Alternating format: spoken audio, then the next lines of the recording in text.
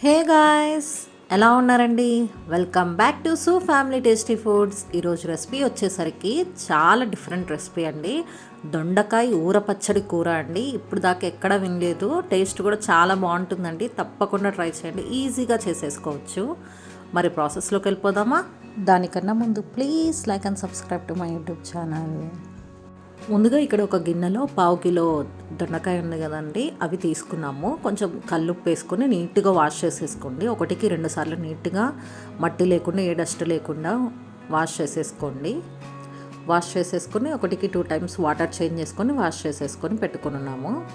Next process వచ్చేసరికి ఒక గిన్నెలో వాటర్ వేసేసుకొని ఒక గ్లాస్ ఉంటుంది కదా, గ్లాస్ వాటర్ వేసేసుకొని ఇడ్లీ పెట్టుకునే పాత్రలు ఉంటాయి కదండి, దాంట్లో ఇప్పుడు ఈ దొండకాయని మీకు వీడియోలో చూపిస్తున్నాం కదా అలా కట్ చేసుకొని అన్నీ నీట్గా స్టీమ్ చేసేసుకోవాలండి. ఒక 10 మినిట్స్ సరిపోతుంది, ఎక్కువసేపు కూడా పట్టదు. 10 నిమిషాలు మీరు ఇట్లయినా స్టీమ్ చేసుకోవచ్చు. హోల్స్ ఉంటాయి కదండి, స్టీమ్ చేసుకోవడానికి అట్లయినా ఉడికించుకోవచ్చు. మీ ఆప్షన్ అది. ఎవరికైనా అట్లాంటిది అవైలబుల్ లేకపోతే ఇట్లా ఇడ్లీ పాత్ర ఉంటుంది కదండి, దాంట్లో పెట్టేసుకొని అలా స్టీమ్ చేసేసుకోవచ్చండి. మీడియం ఫ్లేమ్లో పెట్టుకొని 10 నిమిషాలు స్టీమ్ చేసుకోండి, సరిపోతుంది. సిమ్లో పెట్టుకోండి ఫ్లేమ్ అనేది. చూడండి, ఒక 10 నిమిషాల తర్వాత మూత తీసి చెక్ చేసుకుంటున్నాం. చూడండి, 10 మినిట్స్లో నీట్గా మగ్గిపోయాయి. ఇలా ఉంటే సరిపోతుందండి, ఎందుకంటే మళ్ళీ మనం వీటిని ఉడికించుకుంటాం. సో ఇలా మగ్గితే సరిపోతుంది. ఇప్పుడు నెక్స్ట్ ప్రాసెస్ వచ్చేసరికి దీనికి ముందుగా ఇక్కడ ఒక పెద్ద సైజు ఆనియన్ తీసుకున్నామండి. ఆ ఆనియన్ని నీట్గా చిన్న పీసెస్గా కట్ చేసేసుకున్నాము. మరి ఇక్కడ ఒక ఆనియన్ అయినా తీసుకోవచ్చు, 2 అయినా తీసేసుకోవచ్చు అండి. ఎక్కువ ఆనియన్ ఉంటేనే బాగుంటుంది ఈ కర్రీకి. కొంచెం ఇక్కడ కరివేపాకు, పచ్చిమిర్చి కట్ చేసుకొని ఉంచేసుకున్నామండి. ఇది మీకు కప్లో చూపిస్తున్నాం కదండి, అది పాత ఊరగాయ పచ్చడి అండి. ఇలా ఫ్రిడ్జ్లో పెట్టడం వల్ల రెడ్గా కలర్ చేంజ్ అవ్వకుండా ఉంది. ఇప్పుడు మన పాత ఊరగాయ మనం కొత్త ప్రతి ఇయర్ పెట్టుకుంటూనే ఉంటాం కదా, ఒకవేళ అలా మిగిలిందనుకో పాత ఊరగాయ, మనం ఇట్లా కర్రీస్కి యూస్ చేసుకోవచ్చు అండి. చాలా బాగుంటుంది టేస్ట్ కూడా. ఈ రెసిపీకి ఎక్కువ ఆయిల్ కూడా పట్టదండి, ఎందుకంటే పచ్చడిలో ఆల్రెడీ ఉంటుంది కదా. ఇప్పుడు బాండీ పెట్టేసుకొని కొంచెం ఆయిల్ వేసేసుకున్నాము. ఒక 1 టేబుల్ స్పూన్ ఆయిల్ వేసుకొని తాలింపు దినుసులు ఉంటాయి కదండి, అవి వేసేసుకొని దీంతోపాటు వెల్లుల్లి ఉన్నాయి కదండి, వెల్లుల్లి, కరివేపాకు, మిర్చి అవి కూడా వేసేసుకుంటున్నాం. వేసేసుకొని ఆనియన్ ఉంది కదండి, మనం కట్ చేసుకున్న ఆనియన్ అది కూడా వేసేసుకొని ఒకసారి బాగా మిక్స్ చేసేసుకోండి. లైట్గా మగ్గించండి.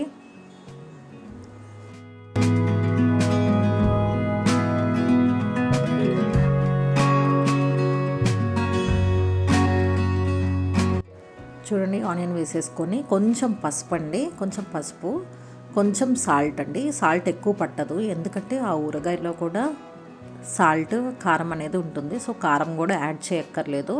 ఈ పసుపు కొంచెం సాల్ట్ వేసుకుంటే సరిపోతుంది. ఒక 2 మినిట్స్ మగ్గాక ఇప్పుడు దీంట్లోనే ఊరగాయ ఉంది కదండి, అదొక 2 టేబుల్ స్పూన్స్ వరకు వేసుకుంటున్నామండి. ఊరగాయ పచ్చడి అనేది ఇలా వేసుకోవడం వల్ల టేస్ట్ అనేది చాలా బాగుంటుందండి కర్రీ. ఒక్కసారి ట్రై చేయండి, మీరు కూడా ట్రై చేసి చూడండి. చూడండి, పచ్చడి అనేది వేసేసుకున్నాం కదా, వేసేసుకొని ఒకసారి బాగా తిప్పేసుకుంటున్నామండి. ఈ పచ్చడిలో ఉన్న ఆయిలే మనకి మగ్గడానికి సరిపోతుందండి, మళ్ళీ ఎక్స్ట్రాగా వేసుకోక్కర్లేదు. ఓన్లీ ఆ తాలింపు దినుసుల వరకు వేసుకుంటే సరిపోతుంది. చూడండి, పచ్చడి వేసుకొని ఒకసారి బాగా మిక్స్ చేసేసుకున్నాం కదా. ఇప్పుడు నెక్స్ట్ మనం మగ్గించుకున్న దొండకాయలు ఉన్నాయి కదండి, ఆ దొండకాయలు కూడా వేసేసుకుందాం. 1 నిమిషం మూత పెట్టుకున్నాక ఆనియన్స్ మగ్గాక ఈ దొండకాయలు అనేది వేసేసుకుంటున్నాం. చూడండి, దొండకాయలు కూడా చాలా వరకు మగ్గి ఉన్నాయి కదా, మీకు ఇట్లా ఈ వీడియోలో అయితే బాగా అర్థమవుతుంది కదా. ఒకసారి దొండకాయలు వేసుకున్నాక నీట్గా అలా తిప్పేసుకొని మళ్ళీ ఒక 10 నిమిషాల వరకు సిమ్లో పెట్టేసుకొని ఫ్లేమ్ కొంచెం సేపు బాగా మగ్గించుకోవాలండి. ఆ ఊరగాయ ఫ్లేవర్ అనేది దొండకాయలకి ముక్కలకి పట్టి బాగుంటుందండి, చాలా బాగుంటుంది టేస్ట్. మీరు పీస్గా అన్నా వేసుకోవచ్చు, ఓపిక లేనప్పుడు ఇట్లా డైరెక్ట్ జస్ట్ ఈ దొండకాయలు అనేది అలా కట్ చేసుకొని అన్నా వేసేసుకోవచ్చు. చిన్న పీసెస్కి అయినా కట్ చేసుకోవచ్చు అండి, మీకు ఎలా కుదిరితే అలా. చూడండి, మూత పెట్టేసుకున్నాం కదా, మూత పెట్టుకొని మళ్ళీ ఒక 5 మినిట్స్ తర్వాత మూత తీసి చెక్ చేసుకున్నామండి. చూడండి, చాలా వరకు అయిపోయిందండి. ఈ దొండకాయలు కూడా మగ్గిపోయి ఉన్నాయి కాబట్టి మనకి ఫ్రై అవ్వడం త్వరగా అయిపోతుంది, ఆ ఫ్లేవర్ పట్టడానికి. ఒకసారి మళ్ళీ కలితిప్పుకుందామండి. కలితిప్పుకొని ఒక 5 మినిట్స్ మగ్గితే సరిపోతుంది.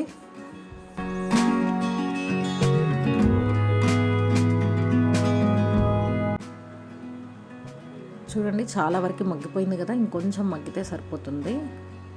ఇంకా అయిపోయింది కర్రీ అనేది. లాస్ట్లో కొత్తిమీర ఉంటుంది కదండి, ఆ కొత్తిమీర మొత్తం వేసేసుకొని ఒకసారి బాగా మిక్స్ చేసేసుకొని ప్లేట్లోకి సర్వ్ చేసుకోవడమే అండి. అంతే అండి, చాలా సింపుల్, చాలా త్వరగా కూడా అయిపోతుందండి. ఇది ఒక డిఫరెంట్ రెసిపీ అండి. ఒకసారి కొత్తగా ట్రై చేయాలనుకుంటే కర్రీ ఒకసారి ఇలా ట్రై చేయండి, బాగుంటుంది టేస్ట్. ఓకే అండి, మరిన్ని రెసిపీస్ కోసం నా యూట్యూబ్ ఛానల్ని ఫాలో అయిపోండి, సబ్స్క్రైబ్ చేయండి. Thank you so much.